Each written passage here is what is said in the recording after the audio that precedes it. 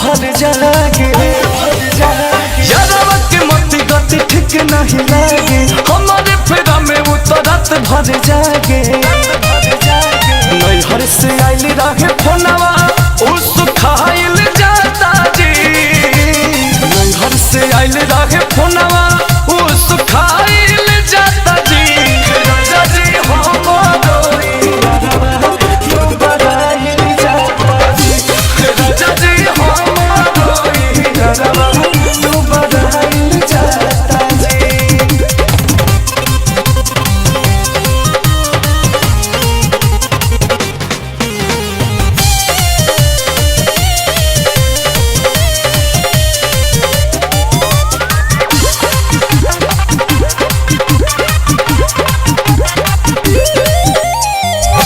पहिला हो प्यार हम भुलाई कोई से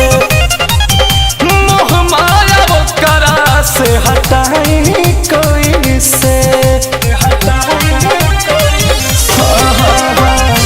पहिला हो प्यार हम भुलाई कोई से मोह माया वो करा से हटाई कोई से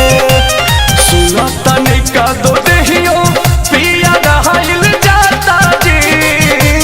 सुना तने का दो देहियो पिया रहल जाता जी राजा जी हमारो यारवा तू बराइल जाता जी राजा जी हमारो यारवा तू बराइल जाता जी।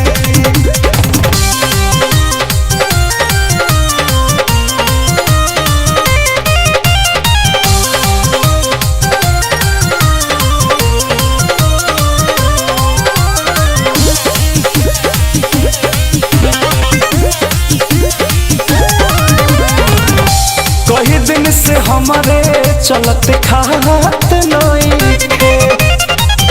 अन पानियों करा घोटात नहीं थे दो ही दिन से हमारे चलते खात नहीं थे अन पानी पगला के घोटात नहीं थे पाठक रोहित